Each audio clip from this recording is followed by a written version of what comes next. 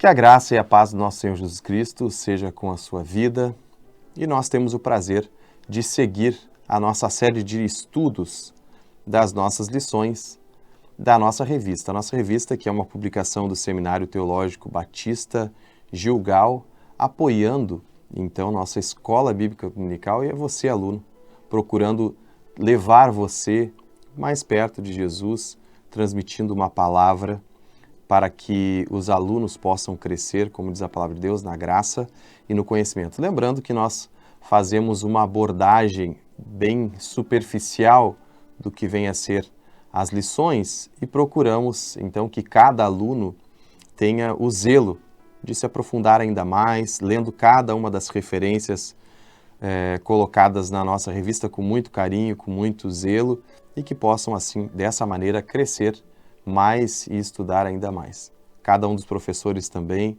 que possam se dedicar ao máximo para que em cada escola bíblica dominical possam conduzir os alunos à presença de Deus. Bom, vamos então na lição de número 9, que tem como título Por que o homem tirou o olhar da palavra de Deus?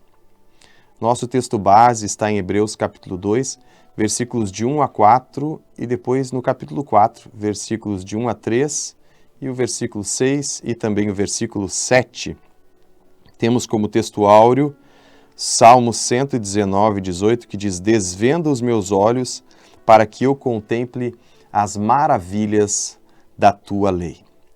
Começamos então, lembrando que o nosso texto base lembra o aluno que o povo de Israel também, ele teve oportunidade de ouvir a palavra da parte de Deus, foi chamado também, assim como a igreja, para sair do Egito e indo rumo à Terra Prometida, assim como também fomos chamados por Deus, e através da palavra de Deus e pelas suas promessas, o povo de Israel deveria viver.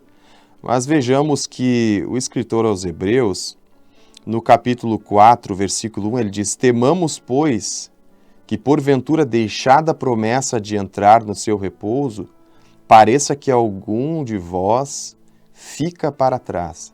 Então, o que o escritor aos Hebreus nos mostra é exatamente um povo que deixou de lado as promessas divinas, a palavra de Deus, e por isso acabou ficando para trás, acabou sendo rejeitado por Deus e tombando no deserto, como a palavra de Deus nos diz.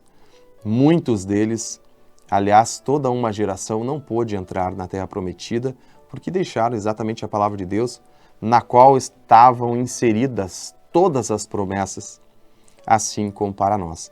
Então, quando perguntamos por que o homem desviou o olhar de Deus, das promessas de Deus, como é o título dessa lição, da palavra de Deus, tirou o olhar da palavra de Deus, nós passamos a tratar nessa lição os motivos pelos quais hoje também muitos têm abandonado, têm deixado de lado a palavra de Deus. E a primeira coisa que nós falamos, começando pela introdução, e que fica claro para o leitor da Bíblia, é que o homem foi realmente enganado e por isso desobedeceu. O ser humano perdeu o seu lugar no Éden, um lugar de delícias, um lugar maravilhoso, um jardim preparado por Deus para a sua criação, em especial a coroa da criação, que é o ser humano.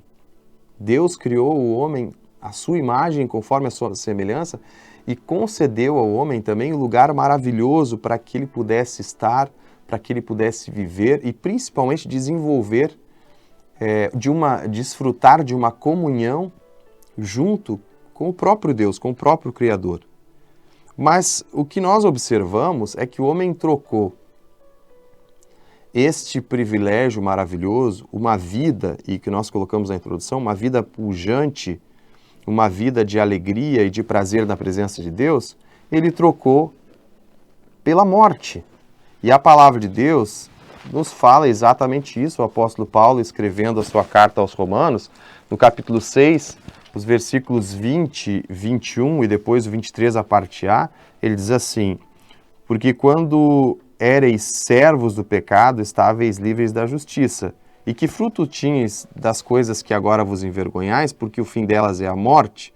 E versículo 23 diz, porque o salário do pecado é a morte, mas o dom gratuito de Deus é a vida eterna por Jesus Cristo nosso Senhor. Mas nós tínhamos frisado aqui a primeira parte do versículo para mostrar que realmente o homem, depois de desobedecer, ele acabou realmente se distanciando do propósito de Deus. Ao invés de desfrutar da vida de Deus, conforme a sua imagem e semelhança, ele tomou então a imagem do pecado, a imagem da perdição e o salário do pecado que acabou incidindo sobre o ser humano, que é a própria morte. Como o homem poderia ser atraído pela morte? Como o homem poderia ser atraído por algo tão terrível? E isso só aconteceu porque o homem foi enganado, porque o homem não compreendeu a sua relação, qual deveria ser a sua relação com o mandamento de Deus. Foi a palavra de Deus que foi colocada em descrédito. E a serpente fez exatamente isso. Ela colocou a palavra de Deus em descrédito diante de Eva, abalou suas convicções, e nós podemos observar que até hoje o fracasso começa quando a palavra de Deus é deixada de lado, ela já não faz mais sentido e nós passamos a duvidar. Então, no primeiro ponto, nós vamos falar sobre essa incompreensão humana, os aspectos dessa incompreensão humana. É claro que o homem não compreendeu a vida pujante que ele tinha, o propósito eterno de Deus para alcançar a salvação ao homem, o status extraordinário de viver realmente como criatura divina, como imagem e semelhança de Deus, como filho de Deus, que o homem desprezou por não compreender, dessa forma também não valorizou e também acabou perdendo essa imagem e que só pode ser reavida e que foi através do sacrifício de Cristo, e quando aceitamos, então passamos novamente a adentrar por esse caminho rumo à imagem e semelhança de Deus, certo? Mas quais os aspectos da incompreensão humana? Primeiro, diante da proteção de Deus. Mesmo que Deus tivesse dado ao homem uma liberdade absoluta no Éden, porque o homem tinha recebido de Deus autoridade sobre todas as coisas criadas, Deus não deixou de ordenar expressamente que o homem não comesse do fruto da árvore do conhecimento do bem e do mal. Isso está em Gênesis capítulo 2, versículo 16. Ou seja, a liberdade que Deus concedeu, o poder que Deus concedeu ao homem, a autoridade que Deus concedeu, as qualidades relacionadas à própria imagem de Deus que estavam na vida do ser humano, não tirou sua responsabilidade, obrigação e também restrição em relação ao pecado e à desobediência. Deus colocou limites, e especificamente um limite, que era exatamente não devia comer do fruto da árvore do conhecimento do bem e do mal, mas, pelo que nós podemos observar no texto, Eva foi convencida pela serpente que a ordenança divina estava privando o ser humano de alcançar algo a mais. Veja, tanto que Deus concedeu ao homem, com certeza ele não tinha falta de nada. Quando nós observamos, embora nos 3 primeiros capítulos de Gênesis, pode ser só nesses 3, depois no contexto bíblico a gente poderia ver mais coisas, mas nesses 3 primeiros capítulos nós podemos observar que o homem não tinha falta de nada. Mas o que a serpente quis transmitir para Eva, e Eva acabou sendo alvo desse engano, foi exatamente mostrar que eles estavam sendo privados de alguma coisa. Ora, olhem o que a serpente diz para Eva. No capítulo 3 de Gênesis, ela diz: vocês serão como Deus. Quando vocês provarem do fruto da árvore do conhecimento do bem e do mal, vocês vão ser como Deus. Vocês vão conhecer o que Ele conhece. E dentro deste argumento de tentando destacar a privação em relação a uma ordem divina, que na verdade não era privação, mas proteção, Eva acabou caindo. Então observe que inclusive tem uma versão da Bíblia King James, fiel, 1611, que diz, a serpente diz, sereis como deuses. Essa expressão exatamente traz a ideia de que o homem ele ainda estava privado de alguma coisa, sendo que o homem foi criado à imagem e semelhança de Deus. Olha, de que Deus privaria o homem se Deus o criou à sua imagem conforme a sua semelhança, como diz a palavra de Deus? Deus não privaria de nada. Então, quando observamos a palavra de Deus e aquilo que ela também nos restringe, os limites, responsabilidades, deveres que temos diante do texto bíblico, eles não são privação, eles servem de proteção para a nossa vida. E por isso a palavra de Deus, ela precisa ser observada de forma que confiamos plenamente de que o que Deus tem para nós é o melhor. E mesmo que nós devamos renunciar, primeiro o nosso eu e também todo o mundo e as ofertas e o pecado, que a palavra de Deus nos diz que de perto nos assedia, nós temos que ter a confiança de que não nos falta nada, de que nós temos a bênção que precisamos para hoje e que essa bênção não só nos conduz nesse dia na presença de Deus, mas que também há uma promessa de vida eterna com o nosso Jesus. Por isso o salmista no Salmo 119, o versículo 18, que é o nosso texto áureo, ele diz, desvenda os meus olhos para que eu contemple as maravilhas da tua lei. Que a nossa visão não esteja focada naquilo que nós queremos no imediato, nas nossas vontades pessoais, ou em pensar que a palavra de Deus nos restringe muito, ou que é difícil nós renunciarmos nos dias que vivemos, mas não. O salmista diz, desvenda os meus olhos, que os olhos humanos e carnais sejam substituídos por olhos espirituais, que tenham a visão da eternidade e do plano que Deus tem para conosco, que é verdade, põe limites à nossa vida, à nossa existência, nos tirando do contexto do pecado e de uma vida de libertinagem, mas que nos conduz à eternidade com Jesus, com promessas maravilhosas e que jamais falharão. Certo, querido aluno? Vamos então para o subponto 2, falando a respeito da incompreensão humana, vamos falar sobre o livre-arbítrio. Lembrando que o livre-arbítrio é a prova do amor de Deus desde a criação. Porque então surge a questão, ora, se Deus queria livrar o homem, se Deus queria realmente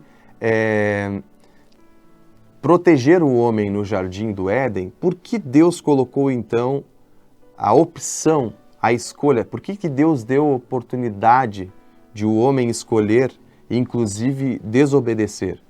E assim foi o que aconteceu? Porque o livre-arbítrio realmente é a demonstração clara do amor de Deus. Deus deu ao homem uma escolha entre a vida e a morte. Com certeza, os frutos das árvores que Deus mesmo plantou no jardim eram maravilhosos. Inclusive, o fruto da árvore da vida concederia ao homem a vida eterna. Deus deu o que tinha de melhor, mas o homem escolheu desobedecer, comendo o único fruto que o levaria à morte. Então, é claro que Deus se entristeceu pela escolha do ser humano. É claro que Deus gostaria que o ser humano jamais o desobedecesse e continuasse vivendo a plena comunhão com a sua presença. Mas o amor envolve um relacionamento de voluntariedade e não de imposição. E por isso, Deus apenas assistiu com pesar, com certeza, com muita tristeza, a escolha que trouxe a queda humana.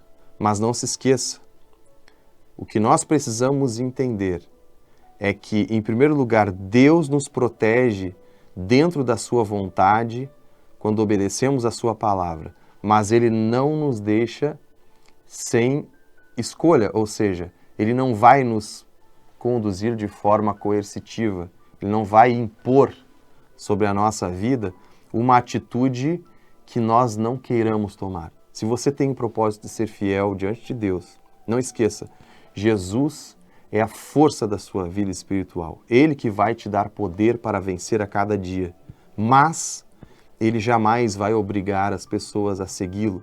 Muito pelo contrário, Ele nos dá cada dia, uma escolha. E por isso, Lucas capítulo 9, versículo 23, Jesus dizia a todos, se alguém quiser vir após mim, primeiro negue-se a si mesmo, depois tome a cada dia a sua cruz e siga-me. Então, a nossa vida é uma vida de escolhas diárias de renúncia, confiando que a palavra de Deus é o nosso rumo certo, é a luz que guia o nosso caminho e que Deus nos oportuniza a escolha, mas nós devemos realmente escolher a vida, ou seja, a palavra de Deus. Entrando no subponto 3, nós vamos observar que dentro da incompreensão humana também estava, um dos motivos foi o orgulho. O ser humano tinha, como já falamos aqui, tudo que havia de necessário para uma vida de alegria plena na presença de Deus e de bênção. Mas o que o adversário, nosso adversário, procurou trazer no coração humano para que esse se desviasse do propósito de Deus é exatamente o orgulho de querer ser como Deus. Ora, ele já foi criado à imagem e semelhança de Deus. Mas vejam que o motivo para que este ser humano se desviasse do propósito de Deus era exatamente querer ser como ele, no sentido de desafiar a sua autoridade. Como se o homem estivesse em condições de alcançar algo além do que Deus o havia criado para ser. E acabou perdendo tudo. Isso nos mostra que está ligado ao orgulho, está ligado à origem de todo o pecado. Nós poderíamos observar que, mesmo no céu, o nosso adversário, o diabo, ele acabou sendo destruído e destituído da sua posição como anjo criado, por também querer ir além daquilo que Deus havia concedido a ele. E da mesma forma aconteceu com o ser humano, e é a mesma, e eu acredito que é o principal motivo do pecado humano, e muito mais nos nossos dias, que a Bíblia nos fala em 2 Timóteo capítulo 3, que existe hoje uma geração de pessoas que são amantes de si mesmo, homens amantes de si mesmos. Então, uma geração que tem o seu ego inflado, o seu orgulho aflorado. Então, o que nós observamos hoje, da mesma forma, são pessoas que, chamadas por Cristo Jesus, com o propósito de conduzi-lo até a eternidade, pessoas que foram salvas realmente, que foram transformadas, mas que passam a acreditar que tudo está relacionado a si mesmas e não ao propósito de Deus para conosco. Nós não sabemos o que é melhor para nós. Deus sabe o que é melhor para nós. Se nós confiarmos no cuidado de Deus, nós não vamos ir além do propósito de Deus, nem além do que está escrito na palavra de Deus, mas nós vamos nos submeter ao mandamento divino, à palavra de Deus, e assim seremos felizes. Então o orgulho tirou os olhos humanos daquela tão evidente demonstração de amor de Deus em toda a criação. Se o ser humano tivesse simplesmente deixado de olhar para si, e eu digo, fazendo essa aplicação para hoje, assim como no Éden, se o ser humano tirar os olhos de si mesmo e contemplar as maravilhas da palavra de Deus, como diz o nosso texto áureo, e tudo o que Deus fez, exatamente para alcançar a nossa vida, a salvação e uma vida eterna com Ele, então nós não teremos mais a incidência do orgulho na nossa vida, nós não seremos vencidos pelo orgulho e pelo pecado. Então, entramos no subponto 2, e fazemos uma pergunta: o que torna o homem cego em relação à palavra de Deus? Então, a causa do primeiro pecado foi o homem ter sido induzido a interpretar o mandamento divino em relação a si mesmo. Vejam um problema gravíssimo que enfrentamos nos nossos dias. Interpretar a Bíblia em relação a mim mesmo. Na realidade, a Bíblia não pode ser interpretada em relação a mim. Muito pelo contrário, eu preciso me submeter ao que o mandamento divino diz em relação à minha pessoa. Eu preciso me submeter. E o que o mandamento divino, a palavra de Deus, vai me mostrar é exatamente o meu pecado. Como um espelho que não oculta nada, a palavra de Deus vai mostrar exatamente a série de problemas que existem na minha vida, falhas, pecados que precisam ser mudados, que precisam ser corrigidos e exatamente pela própria palavra de Deus serem lavados. Como Efésios capítulo 5, a partir do versículo 25, diz que Cristo amou a igreja, a si mesmo se entregou por ela para purificar exatamente com a lavagem da água pela palavra. Então a palavra de Deus não pode ser interpretada em relação à minha pessoa, no sentido de que a palavra de Deus depende de mim, ela foi feita para me servir. Não, muito pelo contrário. Eu preciso me submeter à palavra de Deus e a Bíblia diz o contrário, nós somos feitura sua. Efésios 2, nós vamos observar isso. Nós somos feitura sua, criados em Cristo Jesus para as boas obras, as quais Deus preparou para que andássemos nelas. Quer dizer, a palavra de Deus está estabelecida desde o princípio para que eu possa andar de acordo com a palavra de Deus e não a palavra de Deus ser interpretada, ser observada de acordo com os meus caprichos pessoais. Veja o que diz Efésios capítulo 5, versículos 1 e 2. Diz: sede, pois, imitadores de Deus como filhos amados, e andai em amor como também Cristo nos amou, e se entregou a si mesmo por nós em oferta e sacrifício a Deus em cheiro suave. Ou seja, a nossa posição em relação a Deus e a sua palavra deve ser de quebrantamento. Deve ser uma posição realmente de esvaziamento do eu. Deve ser a lembrança de que Deus é santo e eu sou plenamente pecador, que a sua palavra é perfeita e que eu sou cheio de problemas, falhas, defeitos e pecados e preciso me submeter a ela, certo? Então, o homem se torna cego quando ele tenta usar a palavra de Deus para o seu benefício próprio. Quando tenta fazer com que a palavra de Deus dependa de si mesmo. Hoje o que nós mais observamos são interpretações bíblicas para o favorecimento humano. E o que nós presenciamos muitas vezes é uma geração de pessoas que não abandonam o pecado, pessoas que estão frágeis diante de qualquer provação. Por quê? Porque essas pessoas aprenderam que o que a palavra de Deus nos traz não é a renúncia, mas é o sucesso pleno e absoluto de todas as nossas vontades. E é exatamente o contrário que o Evangelho de Deus, que através de Cristo Jesus, nos proporciona. Nós devemos renunciar ao nosso eu. O desvio do olhar humano, subponto 1, desvio do olhar humano de Deus para si mesmo. A palavra de Deus conduz o olhar humano a um Deus que reina e é todo-poderoso, no qual, nesse olhar para Deus, está o descanso e o suprimento de todas as nossas necessidades.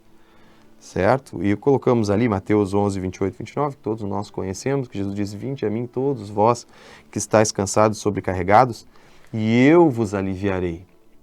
E depois Jesus diz: tomai sobre vós o meu jugo e aprendei de mim, que sou manso e humilde de coração, e encontrareis o descanso para as vossas almas, porque o meu jugo é suave e o meu fardo é leve.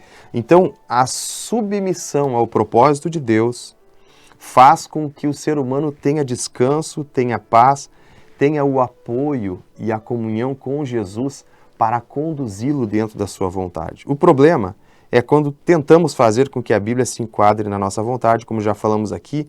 Então, dessa forma, mesmo que aparentemos fidelidade, nós estamos entronizando a nossa concupiscência, ou seja, o desejo exagerado, desmedido, que está ligado diretamente à satisfação humana dos nossos caprichos, das nossas vontades. É a troca da necessidade pela vontade. e isso ligado ao ser humano, se Deus conhece cada detalhe da sua vida, então Ele sabe o que você precisa. E esperar em Deus é exatamente demonstrar confiança. Esse Deus está entronizado, ou deve estar entronizado no nosso coração, e nós não podemos interferir no seu comando, no controle que está em suas mãos da nossa vida. Então, se nós deixarmos esse cuidado para valorizar a nossa própria vontade, assim como o povo de Israel, que depois de ter sido resgatado no Egito, ele deixou as promessas de lado porque passou a atentar para as suas vontades pessoais, então o que acontece? O povo de Israel perdeu tudo e uma geração acabou fracassando no deserto. É importante nós observarmos que quando nós pensamos em nós mesmos, sempre que nós deixamos a vontade de Deus para valorizar a nossa vontade, então nós estamos sob a nossa própria conta.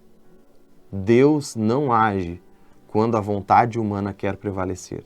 E aí, quando o ser humano deixa de obedecer a Deus, ele perde a comunhão com Deus, ele perde o cuidado de Deus e acaba fracassando, como aconteceu com o povo de Israel no deserto. Vejam o que diz Êxodo 32, no versículo 1.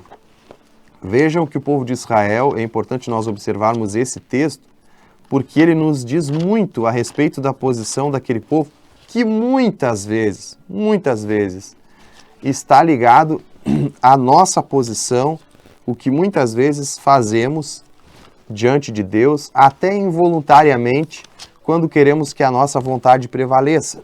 Veja o que diz o texto, e nós até mencionamos uma parte aqui, mas é importante nós procurarmos a referência completa, que diz assim: Mas vendo o povo que Moisés tardava em descer do monte, acercou-se o povo de Arão e disse: Levanta-te, faze-nos deuses que vão adiante de nós.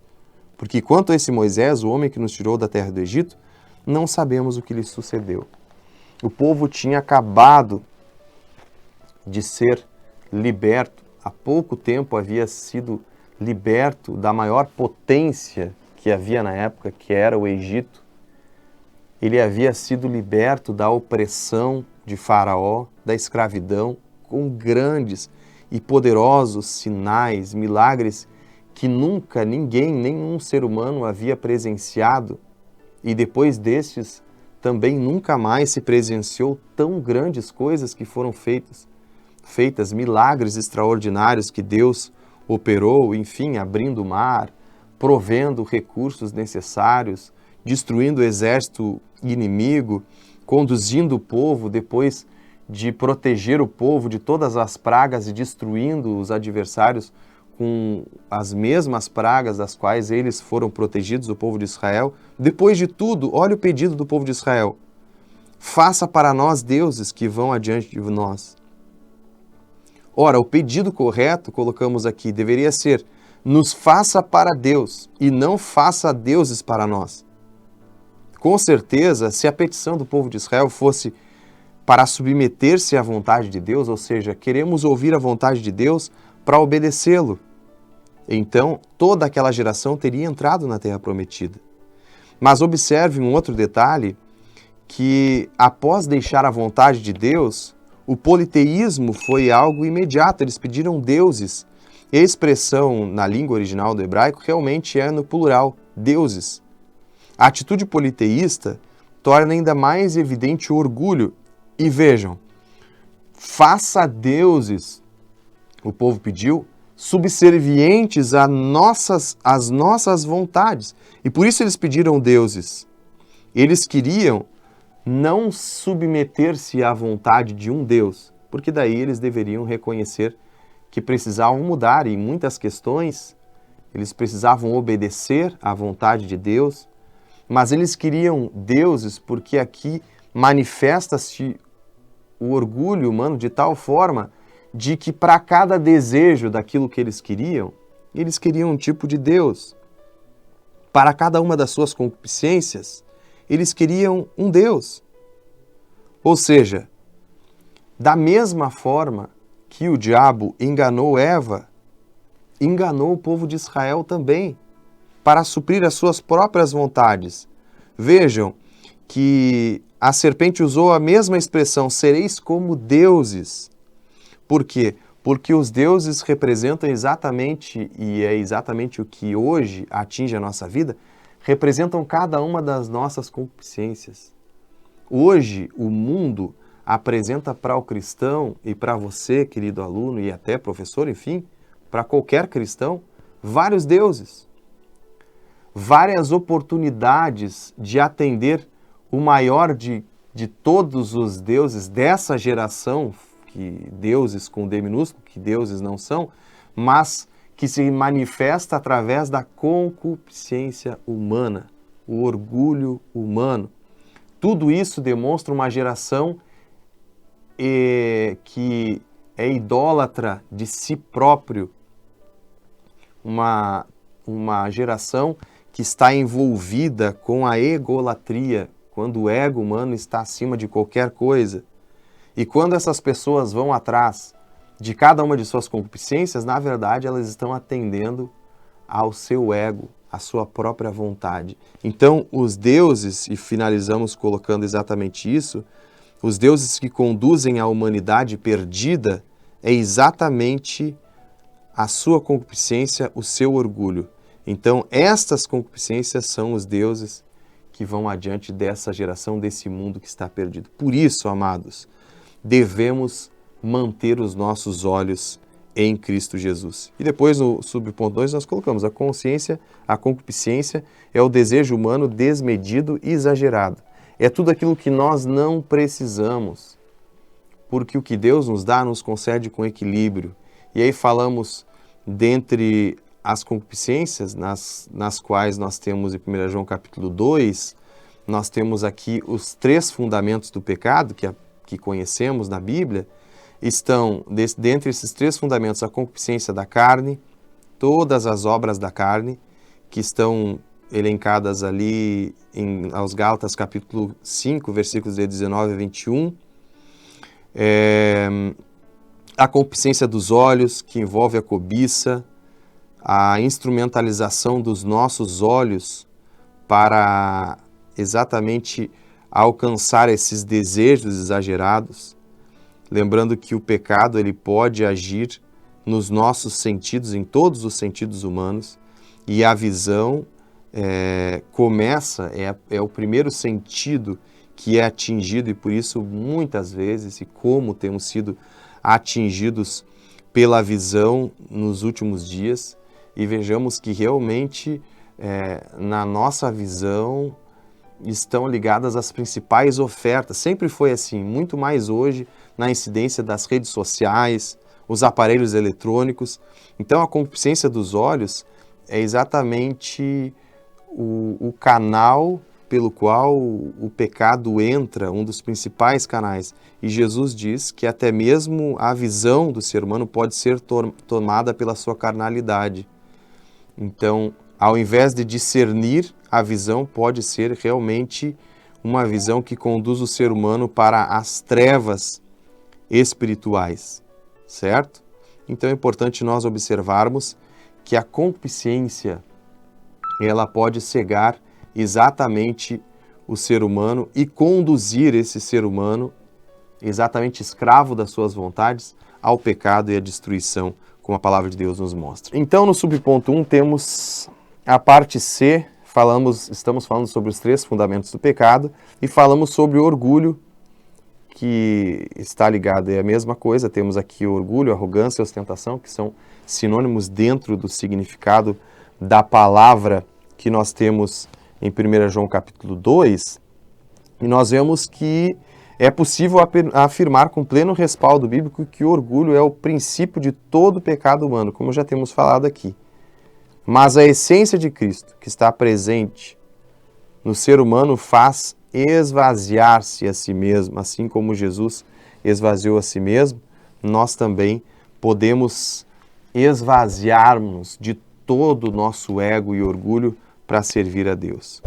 Geralmente também, falando aqui no subponto 3, nós temos a tendência de fugir dessa confrontação com o nosso eu, Quando nós estamos relacionando a palavra de Deus e quando a luz da palavra de Deus incide sobre nossas falhas e pecados, a primeira tendência é nós fugirmos.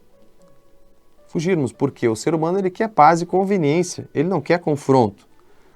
A nossa carnalidade, ela não quer nos deixar, né? A nossa carne não quer ser confrontada. Porém, o cristão deve estar sempre inconformado com as suas tendências carnais que o levam para longe da vontade de Deus, vencendo a cada dia o seu próprio eu, renunciando. E por isso o apóstolo Paulo, em Romanos capítulo 12, versículo 1, o apóstolo Paulo realmente faz um rogo, né? Ele roga aos irmãos, ele diz: rogo-vos, pois, irmãos, pela compaixão de Deus, que apresenteis os vossos corpos em sacrifício santo e agradável a Deus, que é o vosso culto racional. E versículo 2 diz: não vos conformeis com este mundo, ou não permitais que o vosso corpo tome a forma do mundo, mas transformai-vos pela renovação da vossa mente, para que experimenteis qual seja a boa, agradável e perfeita vontade de Deus. Certo? Outra coisa que nós colocamos aqui, então, no subponto 3, na parte A, é exatamente o uso do texto quando ele é tomado simplesmente como uma questão teórica e não como resultado da sua aplicação pessoal. A evidência do poder de Deus na nossa vida é exatamente sermos cumpridores da palavra de Deus. E por isso 2 Timóteo 2,19 diz que o fundamento de Deus permanece firme, tendo esse selo: o Senhor conhece os que são seus, e qualquer que profere o nome do Senhor aparte-se da iniquidade, precisa viver de forma santa. Jesus ensinava os seus discípulos como quem tem autoridade, não como os fariseus. É isso que diz a Bíblia. Por quê? Porque Jesus era a palavra viva. Ele estava falando o que ele vivia, o que ele era. Então, por isso, o seu ensino tinha poder. O poder de Deus só será manifesto para a salvação desta geração perversa. A igreja só terá poder de mudar o mundo quando realmente estiver sujeita à palavra de Deus, estiver vivendo os mandamentos divinos. Estamos vivendo tempos, e colocamos na parte B do subponto 3, em que existem muitos discursos, entretenimentos humanos que fogem do real sentido do texto bíblico. Muitas pessoas que estão fazendo stand-up ao invés de pregar a palavra de Deus, que estão fazendo comédia ao invés de trazer a gravidade do pecado humano à tona, à luz da palavra de Deus, para que esse seja liberto. O problema é que quando o ser humano recorre a esses artifícios, o primeiro a ser enganado é exatamente o próprio ser humano, quando pensa que isso vai levá-lo à paz, e realmente a paz que vem de Deus, ela só brota de alguém que é fiel e que vive a sua palavra. Concluímos então dizendo que tudo que provém do homem é contrário e afrontoso à palavra de Deus. E nós precisamos então nos revestirmos do Senhor Jesus e não ter cuidado da carne. Vamos deixar nossas vontades, caprichos pessoais de lado e diante da palavra de Deus vamos quebrantar os nossos corações. E com os nossos olhos voltados para a palavra de Deus, nós teremos a oportunidade de dar frutos. E como diz 1 João 1,23, sendo de novo gerados, não de semente corruptível, mas da incorruptível, pela palavra de Deus viva e que permanece para sempre. Somente com a palavra de Deus inserida no nosso ser, deixando de lado nossas vontades, tirando do trono a vontade e o ego, o orgulho humano, é que a palavra de Deus vai reinar na nossa vida e vai nos trazer também a vida eterna com Cristo Jesus. Que Jesus abençoe você. Amém.